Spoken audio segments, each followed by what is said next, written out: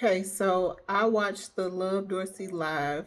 She just recently posted on her page, and it has me thinking about myself and how I manage my emotions. You know, Dorsey's big on managing emotions, and when she got to talking about um, women not communicating, it was when she was speaking with Damien, and just how we a lot of times we just will assume that a man is supposed to understand or know what it is that we want and expect. Like, that really resonated for me because I know that I've had issues and I've struggled with communicating.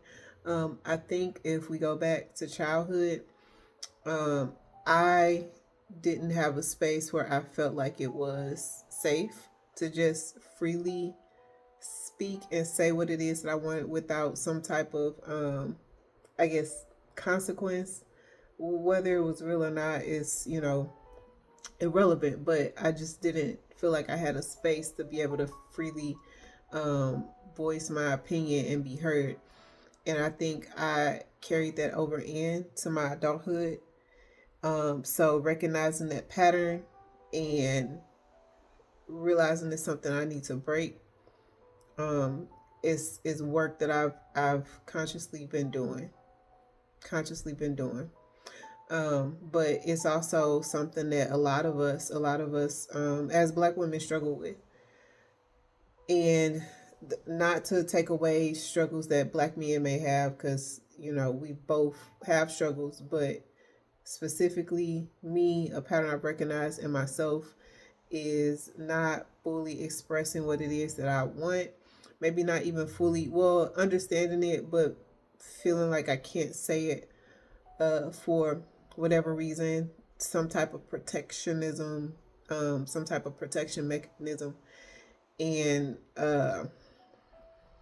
just letting that lead instead of going beyond that fear and really having those conversations, whatever conversation needs to be had, and dealing with whatever may come from it, good, bad, neutral, is a area of growth that I've been consistently making sure that I'm aware of, and not only aware, but actively working to change.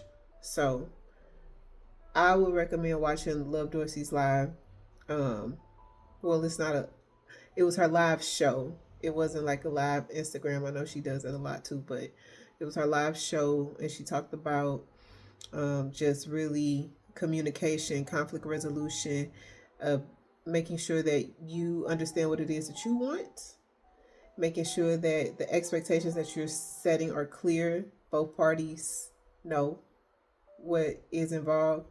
And when those things are not happening, being mature enough, being adult enough to come to the table and have the conversation, regardless of whatever you think the outcome may be. Now, also, I have to say, in doing this, I have had some outcomes where it's negative. There's disagreeing. The cooperation isn't there, and in those instances, the best mechanism that I've seen work for me is just to set a boundary. Set a boundary. You tried to have a conversation. You're not being heard.